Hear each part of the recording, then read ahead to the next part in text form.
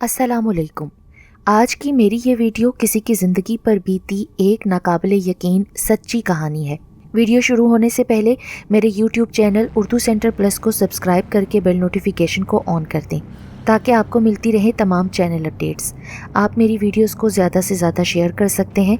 अब आप मुझे ट्विटर, फेसबुक और इंस्टाग्राम पे भी फॉलो कर सकते हैं। पुरानी हवेली की सबसे ऊपरी मंजिल बहुत पुरअसरार और गहरे सन्नाटे में घिरी रहती थी।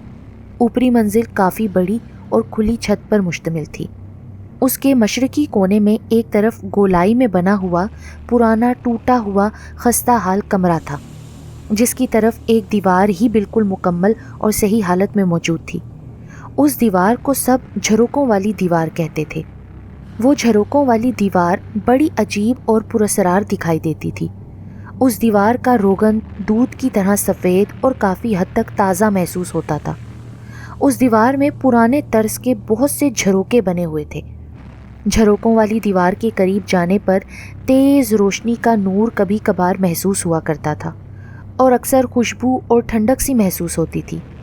अक्सर ही गर्मी के दिनों में हम सारे बच्चे बड़ों की नज़रों से बचकर कभी गर्म दोपहर में तो कभी कभी शाम में ठंडी हवा का मज़ा लेने के लिए सबसे ऊपर की मंजिल पर पहुंच जाते थे।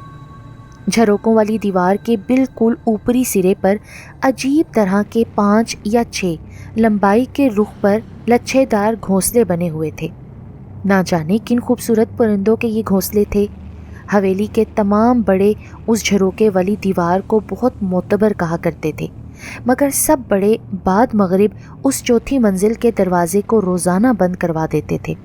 बड़े कहा करते थे कि किसी नेक जिन का बसेरा बरसों से इस हवेली की चौथी मंजिल के झरोकों वाली दीवार पर है।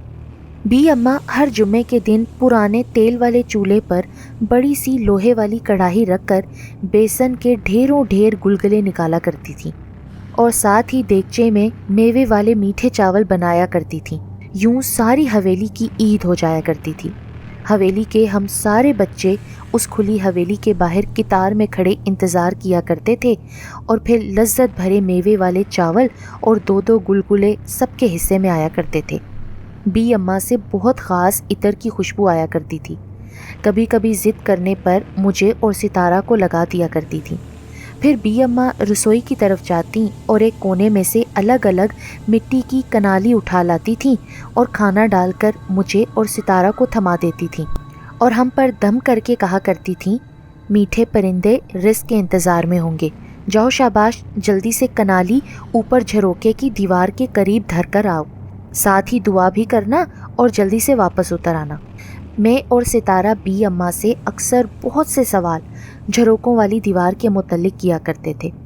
बी अम्मा, आपने तो हमें बताया ही नहीं कि वो मीठे परिंदे खाना खाने कब आते हैं, और आपने कभी खुद देखा है उनको खाना खाते हुए?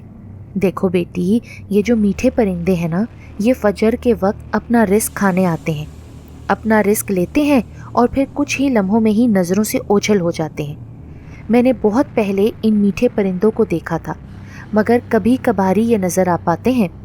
इनका रंग गहरा जर्द होता है और ये बगले से मिलते जुलते लगते हैं। ये बहुत ही खूबसूरत होते हैं। अगस्त का महीना था।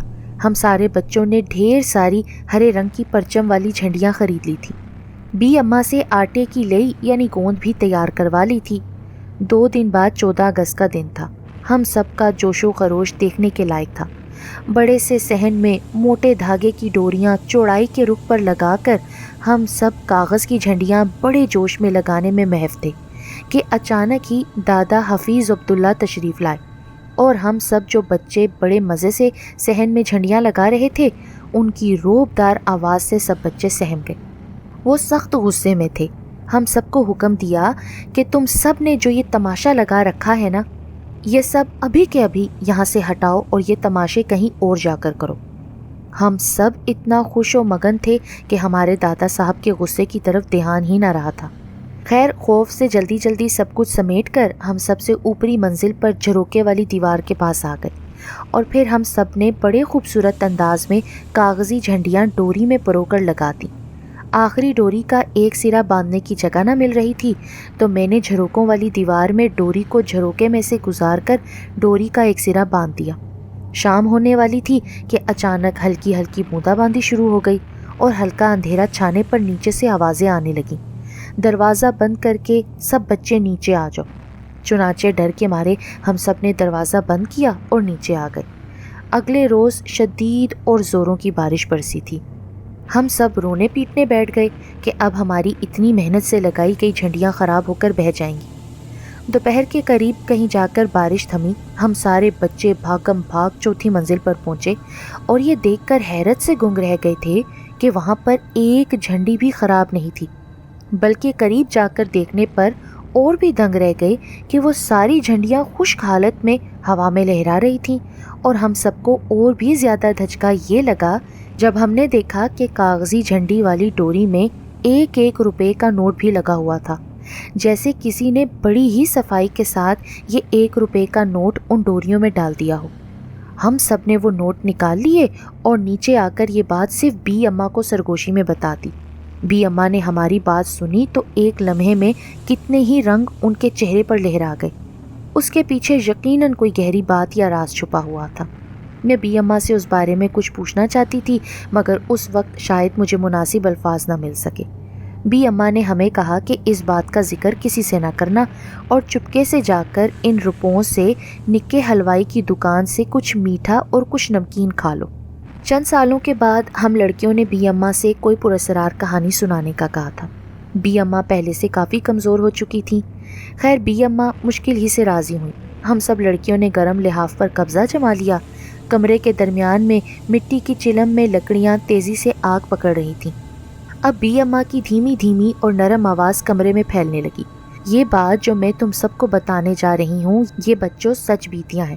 یہ سچی کہانی ہماری ہی حویلی سے جڑی ایک بہت پرانی یاد اور بات ہے، جس میں کچھ اسرار اور راز پوشیدہ ہیں اور جس کا تعلق کافی حد تک اوپری والی منزل اور جھروکوں والی دیوار کی پراسراریت سے بھی جڑا ہے۔ تم لوگوں کو اس بارے میں پہلے میں نے خود ہی کبھی کچھ نہیں بتایا تھا، مگر اب تم لڑکیاں بالیاں سیانی ہو گئی ہو، اس لیے تم سب کو یہ بتا دینا چاہتی ہوں۔ جب پاکستان بنا یہ تب کی بات ہے۔ بھارت سے ہمارے ابا کے چند رشتہ دار بڑی مشکلات اور مصائب اٹھا کر پاکستان کی سرزمین تک پہنچے تھے۔ ہمارے ابا دادا تو پہلے سے ہی پاکستان میں تھے۔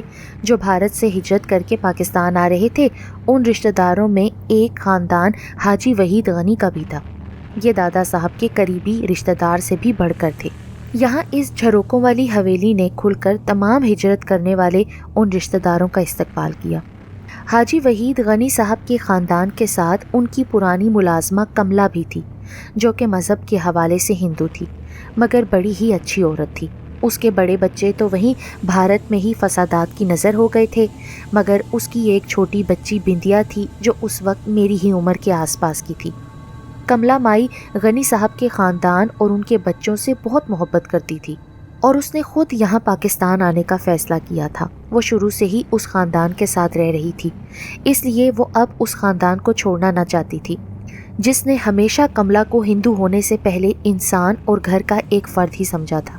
میں یعنی ہماری دادی اور حویلی کے تمام بچے ان دنوں فجر کی نماز کے بعد مسجد میں سپارہ پڑھنے جایا کرتے تھے۔ ہم سارے بچے اکٹھے ہو کر قریبی مسجد میں اپنا اپنا پارا لے کر حویلی سے ایک ساتھ نکلتے تھے اور واپس آ کر سبق دہراتے تھے۔ ایک روز ہماری اسکول کی استانی نے پہلے 4 کلمے یاد کر کے آنے کو کہا تھا۔ تمہارے دادا حفیظ عبداللہ ہم تمام بچوں سے کچھ بڑے تھے۔ وہ روب ڈال کر ہم سارے بچوں کا سبق سنا کرتے تھے۔ وہ مجھ سے بولے، چلو سب سے پہلے تم 4 کلمے سناؤ، جلدی کرو۔ میں نے پہلے 3 کلمے جلدی سے سنا دیے، مگر چوتھے کلمے پر میں اٹک گئی، تو وہ مجھ سے بولے، چلو کونے میں جا کر اچھے سے یاد کر کے کچھ دیر بعد مجھے سنا دینا، اور ہاں بالکل اچھے سے یاد کرنا۔ میں کچھ ڈر گئی اور کونے میں دیوار کے ساتھ لگ کر چوتھا کلمہ جلدی جلدی یاد کرنے لگی۔ اتنے میں بندیا میرے قریب آئی اور مجھ سے بولی، چھوٹی باجی آپ یہ جو ایک پاک قاعدہ پڑھتی ہیں میں نے کل چھپ کر دیکھا تھا، مجھے بہت اچھا لگا تھا۔ جب آپ سب بچے یہاں پر بیٹھ کے پڑھتے ہیں تو مجھے بھی بہت دل کرتا ہے میں بھی یہ قاعدہ پڑھوں۔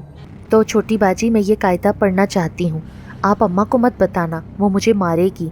آپ یہ یاد کرتی ہیں نا، اس کو کلمہ کہتے ہیں نا؟ ہاں اسے کلمہ ہی کہتے ہیں۔ میں تو بندیا کی باتیں سن کر حیران رہ گئی۔ مجھے یہ پاک قاعدہ پڑھنا نہیں آتا، आप छोटी बाजी बहुत अच्छी हो ना, आप मुझे सिखा दोगी ना? हाँ ज़रूर, मैं तुम्हें सिखाऊंगी, मगर फिर मैं कुछ सोच में पड़ गई, चूँकि बड़ों और बुज़ुर्गों का खौफ और डांट का डर भी गालिब आ रहा था। अच्छा बिंदिया, मैं तुम्हें कल बताऊंगी इस बारे में। अगले रोज़ हम सारे बच्चे ऊपर की चौथी मंजिल पर झरोके वाली दीवार के साथ ही कोई खेल खेलने में लगे हुए थे, तो बिंदिया मेरे करीब आई और मेरे कान में कुछ सरगोशी की। वो कलमा सिखाने के बारे में मुझसे पूछ रही थी। अच्छा ऐसा करते हैं बिंदिया, इस दीवार के पास बैठकर मैं तुम्हें थोड़ा सा कलमा सिखा देती हूँ, लेकिन मैं तुम्हें जो कलमा सिखाऊंगी वो कल तुम मुझे सुनाओगी, ठीक? मैंने बिंदिया से कहा। हाँ छोटी बाजी, मैंने उसे अभी पहले कलमे का पहला ही हिस्सा सुनाया था कि नीचे से मेरे छोटे बहन भाई आ गए। वो मुझे आवाज़ें दे रहे थे। मैं और बिंदिया एकदम सहम गई और हम दोनों बाहर आ गए थे ताकि मेरे बहन भाई मुझे उसको कलमा सिखाते देख ना लें, वरना वो जाकर उसकी अम्मा को शिकायत लगा देंगे और पता चले कि मुझे मेरे बड़ों से डांट डपट पड़ जाए। फिर काफ़ी दिनों तक मेरे और बिंदिया के दरमियान ऐसी कोई बात नहीं हुई। एक रोज़ दोपहर के वक्त मैं यूं ही ऊपर की तरफ आई। जब ऊपर आई तो मैंने बिंदिया को झरोके वाली दीवार के बिल्कुल करीब बैठे देखा। बिंदिया का रुख दूसरी तरफ था और वो झरोके वाली दीवार के नीचे फर्श पर बैठी हुई थी। उसका एक हाथ दीवार के ऊपर था और वो मुसलसल हिल रही थी, जैसे कोई अपना सबक याद करता है। बिंदिया, मैंने कदरे दूर से ही उसे आवाज़ देकर बुलाया। बिंदिया एकदम बुरी तरह चौंक गई। उसने मुड़कर मेरी तरफ देखा। उसने हाथ के इशारे से मुझे अपने पास बुलाया। मैं जल्दी से बिंदिया के करीब आई। वो बहुत ही ज़्यादा खुश लग रही थी। छोटी बाजी, मैं आपको कलमे वाला सबक सुना दूं? मैंने याद कर लिया है। क्या तुमने याद भी कर लिया? मगर मुझे काफ़ी हैरत हो रही थी। अच्छा खैर चलो, तुम मुझे सुना दो। मैं बिंदिया के करीब ही बैठ गई। छोटी बाजी, पहला कलमा मैंने मुकम्मल याद कर लिया है। ये कहने के बाद बिंदिया ने बहुत अदब और एहतराम के साथ पहला कलमा मुकम्मल सुना दिया। मैं तो अपनी जगह जम सी गई। एक तो उसने मुकम्मल तौर पहला कलमा सुना दिया था, कोई गलती भी ना की थी, और उसके अलावा बहुत अच्छे लहजे में सुनाया था। छोटी बाजी, आपने मुझे क्यों नहीं बताया कि पहले कलमे को कलमाए तैयबा कहते हैं? अच्छा ये तो बता दो छोटी बाजी कि मैंने आपको पूरा कलमा सुना दिया है ना? आपने मुझे शाबाश भी नहीं दी। हाँ हाँ, वो तुमने बिल्कुल सही और मुकम्मल सुनाया है, मगर मैंने तो तुम्हें नहीं सिखाया, और फिर मैंने तो उस वक्त सिर्फ आधा कलमा तुम्हारे सामने पढ़ा था, तो फिर तुमने किससे सीखा है और तुमने याद भी कर लिया? मेरी तो हैरत कम ही ना होने पा रही थी। वो छोटी बाजी, ये मैं आपको अभी नहीं बता सकती, मैं पहले इजाज़त लूँगी ना, फिर आपको बताऊँगी, मगर आप किसी को फिर मत बताना मेरी वो बात, ये कि मैंने कलमा सीखा है और किससे, वरना मुझे सब मारेंगे। बिंदिया की आंखों में नमी और आवाज़ दुख से रंध गई थी। अरे मैं किसी से कुछ नहीं कहूँगी। मैंने उसे जल्दी से कहा, चलो उठो, देखो शाम हो रही है, अब हम नीचे चलते हैं। बिंदिया ने अपने कपड़े झाड़े और फिर मेरे साथ नीचे आ गई। फिर एक रोज़ बिंदिया मुझसे बोली, छोटी बाजी आज बड़ी खुशी का दिन है, चलो हम निक्के हलवाई से गरम गरम जलेबी खाने चलते हैं। क्यों, आज क्या है भला, और मेरे पास तो पैसे भी नहीं हैं। मैंने सवालिया अंदाज में उसकी तरफ देखा। मेरे पास जो हैं, ये देखें। उसने हाथ में सिक्के थामे हुए थे। हम इनसे ढेर सारी जलेबी और अमृति खाएंगे। बिंदिया ने अपनी बंद मुट्ठी को झट से खोलकर मेरे आगे कर दिया। अरे अच्छा, मगर ये सिक्के तुमको किसने दिए? मैं ताजुब से उसकी शक्ल देखने लगी। पहले छोटी बाजी अब वादा करो, आप ये बात किसी को नहीं बताओगी। नहीं, मैं नहीं बताऊंगी। असल में छोटी बाजी, मुझे ये सिक्के ऊपर झरोकों वाली दीवार में रखे मिले थे, मगर मैंने ऐसे ही नहीं उठाए थे। वो ऊपर झरोके वाली दीवार पर जो बुजुर्ग रहते हैं ना, उनसे इजाज़त लेकर ही मैंने ये सिक्के वहाँ से उठाए हैं। बिंदिया ने आहिस्ता आहिस्ता फिर मुझे सारी बात बता दी, जो वो शायद काफ़ी दिनों से बताना चाह रही थी। मैं ये सब सुनकर हैरत ज़दा रह गई और चुपचाप उसकी बात सुन रही थी। वो मुझे कुछ और भी बता रही थी, और वो जो बुज़ुर्ग हैं ना, उन्हीं ने मुझे कलमे का सबक सिखाया था। वो मुझे ठीक तरह से दिखाई तो नहीं देते, मगर उनकी आवाज़ सुनाई देती है ना, तो जैसे रोशनी सी फैल जाती है। वो मुझे हाजरा नाम से पुकार कर सबक सिखाते हैं। मैं अब उनसे और सबक भी सीखूंगी, मगर छोटी बाजी आप ये बात किसी को ना बताना, वरना फिर शायद मैं कभी ये सबक ना सीख पाऊंगी। ये सारी हकीकत जानने के बाद मेरे तो पसीने ही छूट गए थे। मुझे यकदम ऊपर वाली मंजिल से बहुत ज़्यादा खौफ महसूस होने लगा था। बिंदिया और भी न जाने क्या क्या बता रही थी, मगर मुझे कुछ समझ में नहीं आ रहा था। ایک دم ایسے لگا جیسے اندھیرا سا چھانے لگا ہے۔ عجیب خوف کی وجہ سے مجھے کافی دنوں تک بخار نے گھیرے رکھا۔ بندیا میرے پاس آئی، میرا حال وغیرہ پوچھا۔ چھوٹی باجی، آپ شاید میری وجہ سے ہی بیمار ہو گئی ہیں نا؟ تو آپ بالکل فکر نہ کرو، میں نے آپ کے لیے خاص دعا کی ہے، اور آپ کو پتہ ہے نا کہ میں نے خاص طور پر آپ کے لیے منت کا دیا بھی جلایا تھا، جسے میں نے جھروکوں والی دیوار میں رکھ دیا تھا۔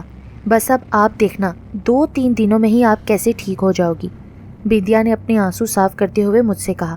بندیا، تم نے منت میں کیا دعا مانگی ہے؟ میں نے نڈھال سے لہجے میں قدرے سرگوشی میں اس سے پوچھا۔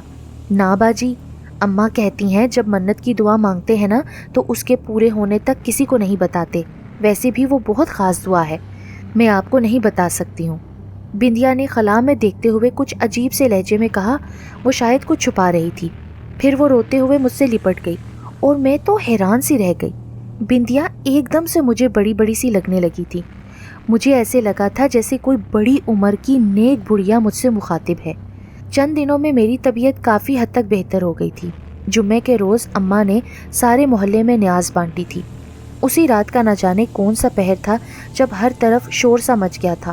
بندیا اس دنیا سے اور ہم سب سے رشتہ توڑ کر عدم کی راہ کی مسافر بن گئی تھی۔ ایک کوہرام سا تھا جو ہر طرف مچا ہوا تھا۔ بندیا اکیلی ہی اتنی دور کی مسافت طے کر کے چلی گئی تھی، ہم سب روتے ہی رہ گئے۔ اس نے شاید اپنی زندگی کے بدلے میری زندگی کی منت مانگی تھی۔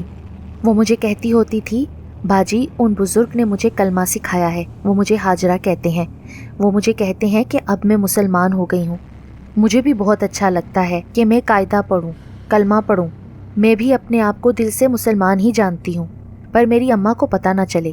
مجھے اس بات کا دکھ تو تھا کہ چھوٹی سی عمر میں بندیا ہم سے جدا ہو گئی تھی، لیکن مجھے اس بات کی خوشی تھی کہ وہ مسلمان ہو کر اس دنیا سے رخصت ہوئی تھی، اور اس میں سارا کمال اس جھروکے والی دیوار کے بزرگ جن کا تھا۔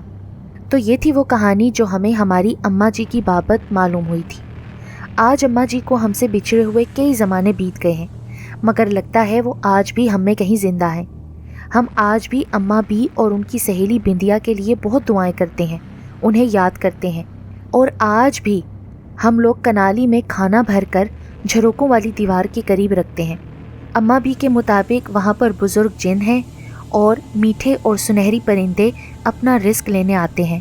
پر حیرت کی بات تو یہ ہے کہ کئی سال بیت جانے تک بھی ہم لوگوں نے کبھی ان میٹھے پرندوں کو نہیں دیکھا، لیکن جب ہم نے میٹھے چاول اور پھیکا پکوان کنالی میں ڈال کر جھروکوں والی دیوار پر رکھا، صبح کے وقت ہمیشہ اس کو خالی ہی پایا۔